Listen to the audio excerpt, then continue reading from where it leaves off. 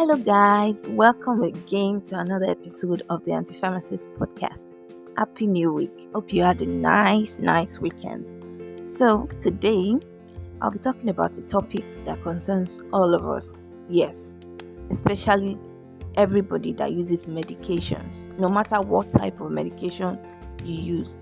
Like I said in the introduction of this podcast early on, that at one point in our lives, we'll have to use medication, no matter what type. It might be your supplements, it might be medication for your chronic or acute conditions. But I've noticed that what we do as pharmacists most time, or as healthcare providers, is that we hand these medications to you, and after it has left our care, the rest of the responsibility is on the patient. And looking at the cost of medications nowadays, how people complain about medication prices, it will be very, very bad for you to get medications from your healthcare provider, use it for your condition, and not get the desired result. So I've been looking at what could actually be responsible for therapeutic failures, all right, amongst other things. When the medication leaves the care, or should I say the premises of the healthcare providers, a lot of things could happen to it, when it's in the care of the patient, and that could affect the end result of therapy. So I want to educate patients about how they should handle their medications, how they should take them, so that they and their healthcare providers will be on the same page and the therapeutic goals will be achieved. Which is why on today's episode, I'll be talking about proper medicines storage. Yes, you heard that right. Proper medicine storage. How to handle your medications so that you get the maximum benefits from them. Like I said, we give you this medication. Some people, they just store them anyhow. They don't know proper storage conditions of medications. Before they know it, the medicine has degraded. The active pharmaceutical ingredient is not as it used to be. They take it, and there is no, expected results. No alleviation or treatment of the condition for which they are taking it. Some even go back to blame the healthcare provider that they gave them a wrong medication or it was a wrong diagnosis, which may not be the case. So today, I'll be educating you on how to properly store your medications, all right? So that when they leave the premise of the healthcare provider, it will be assured that they will still be in the right state, in the right condition, even while you are using them. So let's get right into it. Firstly, I'll go ahead to define medication storage. This refers to the careful and proper handling of medications to ensure their integrity, efficacy, and safety. It involves following specific guidelines and procedures to maintain the quality and potency of medication. Simply put, it is just the proper way to handle your medication so that they will work well as you want them to. So, medicine storage is very important in the preservation of integrity and efficacy of your medicines. You understand me? Now, many factors are responsible for the therapeutic failure of medications, like I have mentioned several times on this podcast, and improper medicine storage is a major one. So that is a major factor that causes therapeutic failure. Other consequences of improper medicine storage are diseases, because some medicines, if not handled properly, start to allow growth of microorganisms which could cause diseases. Imagine you taking a medication to cure a disease and even contracting or getting another disease from that. We don't want that. And another consequence of improper medicine storage is accidental poisoning. I talked about this on the episode about poisons and antidotes. How if we don't store our medications well, especially in areas where there are children or where they have been taken out of their original containers, they could be mistaken for something else and they could be ingested accidentally, leading to poisoning. All right, and if care is not taken, this could take lives. When medicines are stored properly, It ensures that the reason for which the medication is to be used, that is eradication or alleviation of an illness or condition, is achieved. Like I have always mentioned before on this podcast, there are different dosage forms. You see, there are tablets, capsules, syrups, suspensions, creams, ointments, injectable solutions, injectable suspensions, pessaries, suppositories, patches, eye, ear, nasal drops, eye ointments, and many others like that. And there are different storage conditions appropriate for these different dosage forms. There are general storage conditions for all medicines, and there are specific storage conditions as well. Anytime you buy your medicines, endeavor to check the package, and you will surely see written somewhere on it the instruction that says store in a cool and dry place. It is on all medications, so that is a general storage condition for all medicines, no matter the dosage form. Now, to specific storage conditions. Let's start with tablets and capsules. The storage conditions are actually similar because they're solid dosage forms, right? It is preferable to leave them in their original containers or blisters. Some come in blisters, some come inside bottles, you see. Also, don't throw them carelessly about the house where just anyone can have access to them. Remember that proper storage is about safety too.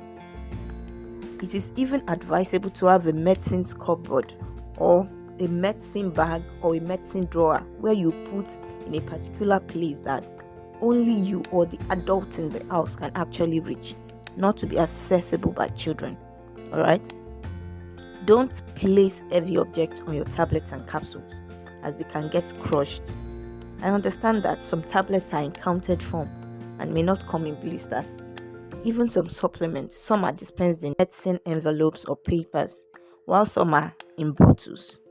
The best way to preserve this and prevent chipping is to ensure that you put them in your medicines cupboard, like I said, in separate spaces, and ensure that they remain tightly closed because you don't want moisture in them.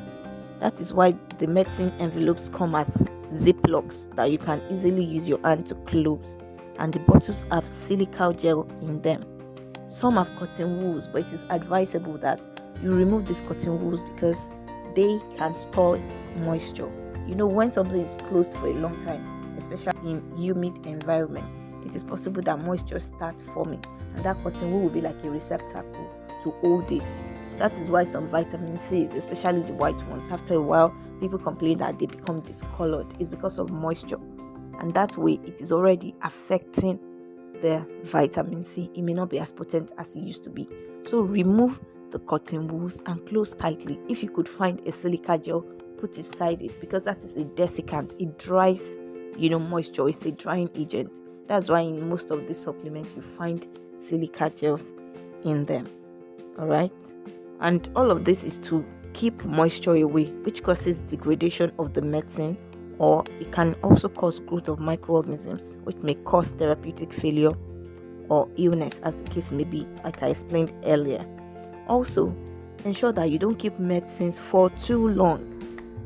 If you use your medications as you should, then you should exhaust them in due time, because picking up and dropping medicine containers also, or envelopes, all the time may cause attrition. That is, the medicines will be rubbing off or against each other and they'll be breaking slowly. For capsules, it may cause the capsule to loosen, and some of the pellets will start falling off because you've been, taking it, putting it back and all of that. Or the capsules can start, shrinking, bending. And this is especially true for supplements with many tablets in their containers. Supplements come in different sizes. Some come in hundreds, in 50s, or even 90s. You know what I mean, right? Although some are coated, to prevent all this attrition. But with time, even with the coating, they could still break. Some even break in half. You understand? Depending on how you handle the bottle. Some just take bottle, just jam it on the table. Each time you are taking medication, you just take it, jam it on the table. Those medications are knocking on each other, rubbing off each other. Before you know it, the next time you are carrying your medicine bottle, you see that one or two have broken or they have chipped. So be careful in handling your medicine bottles, alright? Now, also, let's talk about soft gels. If you can buy the ones in blisters, it is very much preferable because soft gels are usually oily and one or more could burst. So this burst one will now coat other soft gels in the same container, making a mess. This may cause medications to stick together, or it could even generate bad smell, especially for those ones that are fish oils. It could just burst after all the jamming together, or picking, your finger could prick one or two and the oil just seeps into the bottle, coats others, they stick together, the bad smell starts, coming out. It could even discourage you from taking the medication. So if you could get a soft gel that is in a blister, it's more preferable than ones in bottles that could stick together. Alright? Also, leave silica gel inside the bottle just to absorb any moisture that could be there. Now to syrups. Most syrups come in amber bottles, while a few may come in plain bottles. Amber bottles are those brownish colored bottles, while plain bottles are just the white transparent ones. The idea of amber bottles are to prevent the medicine from light exposure, as there may be one or two of the ingredients that will degrade when exposed to light. These are light sensitive components of the medications. So don't buy medicines in amber bottles and then pour them in plain bottles. They are put in those specific bottles for a reason. Leave medicines in their original containers, not only for identification but also for preservation, as you see. I would also like to mention that there are some tablets that are counted and are presented in amber bottles. A good example is aminophyllin tablets. But hardly will only one person buy a bottle, because the bottle usually contains like hundreds or thousands of tablets. So they are dispensed in bits, into dispensing envelopes, which I've mentioned earlier. So to store them properly, do all I've said for storage of medications dispensed in envelopes, alright?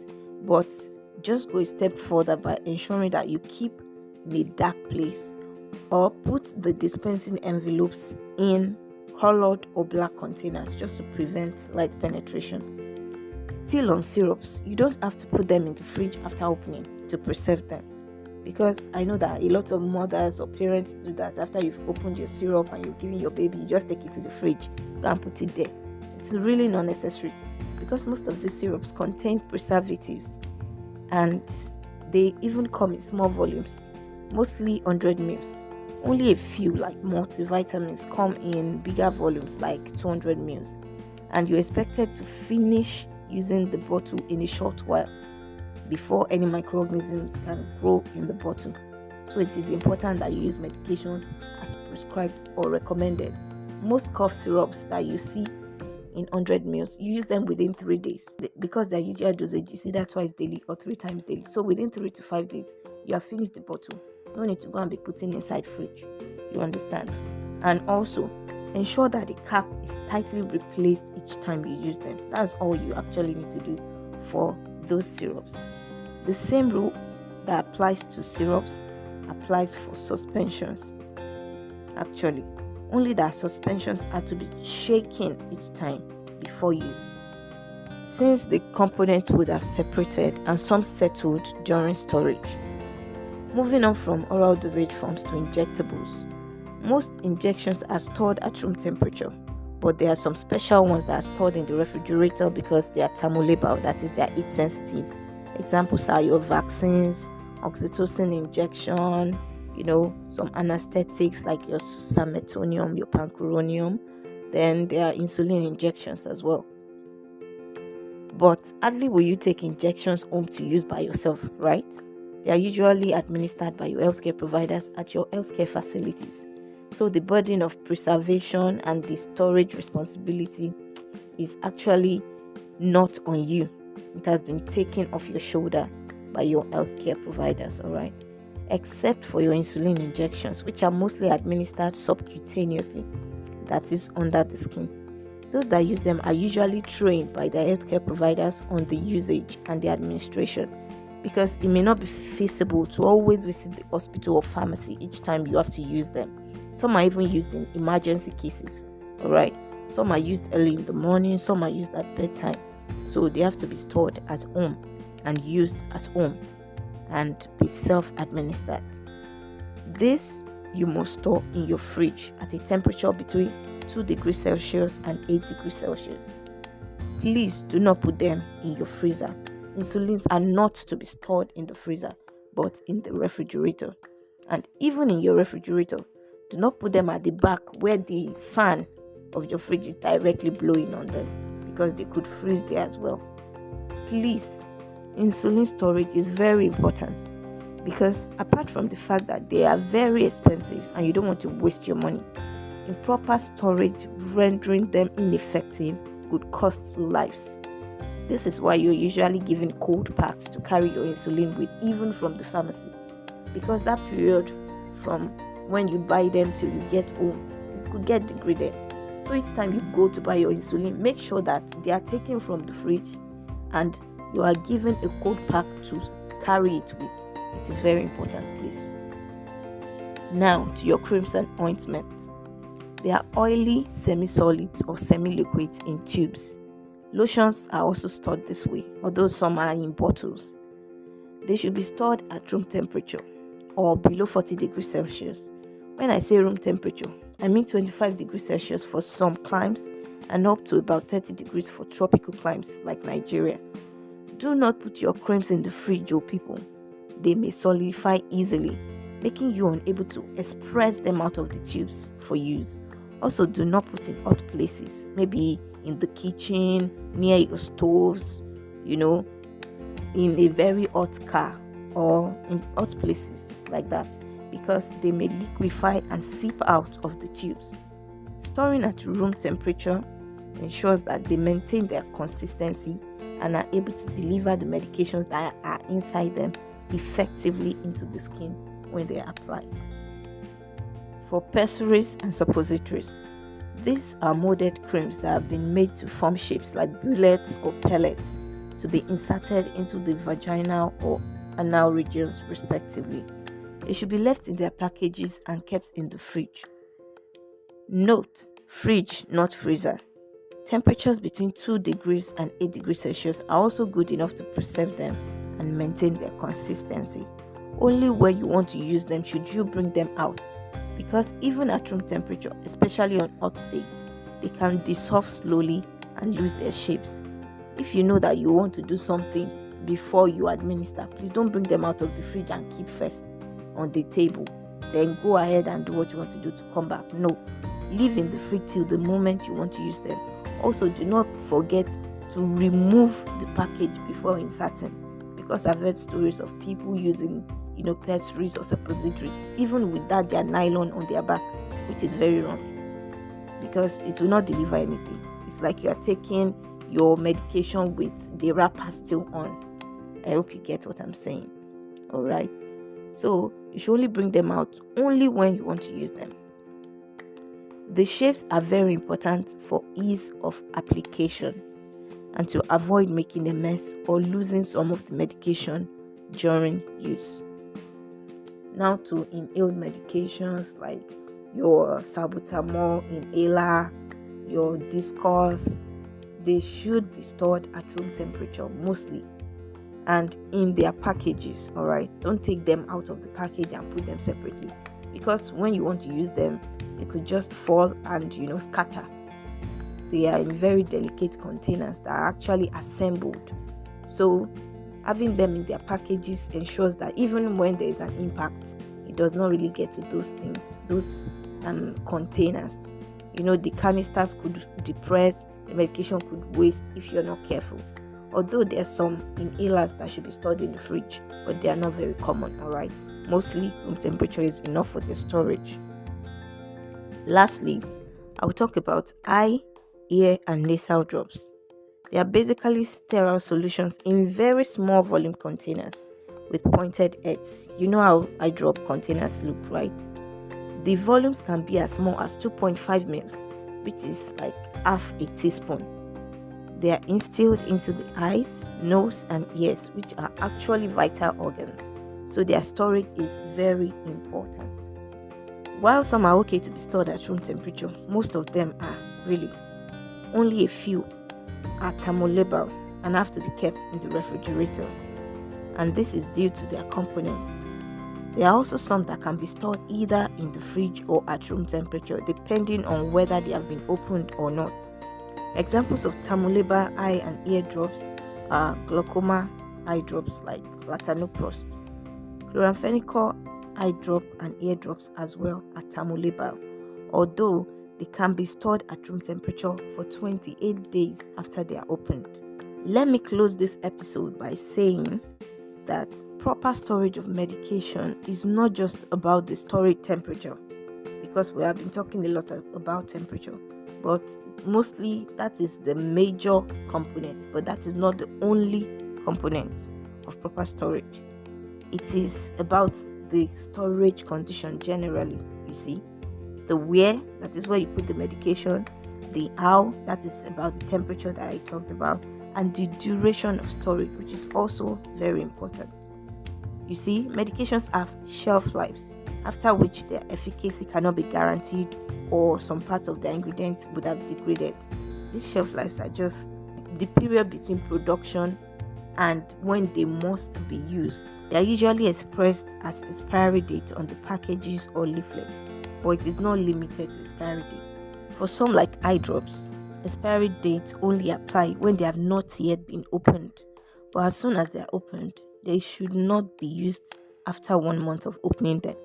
So it is not a good idea to keep an already open eye drop in the hope that you will use it some other time in case you have the same eye condition. Apart from the fact that you could reinfect yourself or even cause more microorganisms to be instilled into your eye, the fact that you have opened it for over a month, you could already be infected. So it should not be used at all. Use within 28 days, that's about a month. That is why they come in small volumes, 10 mils at most. Like I told you, there are some that are as little as 2.5 mils. So always bear in mind the storage conditions for your medications, whether you are in a place that is stationary or in transit, that is moving about. Especially for those that are traveling with these medications, make sure that they are stored at the right place. Do you get? Not that you put a lot of heavy things on them because maybe you want to pass airport security or something. You have to be very careful, alright? If you are unsure of the proper storage condition of any medication you're using, ask your healthcare provider, especially your pharmacist. We are medicines experts. We make them, we know how you should store them. I'm sure you have learned a lot from this episode today, and I'm very glad that I was able to do this, okay? And also, I am hoping that you will not only listen, but share it with others as well. Do not forget to subscribe, follow, comment, and ask your questions via our various means of communication and socials. I'll be looking forward to hearing from you. Till next time, stay healthy and God bless you.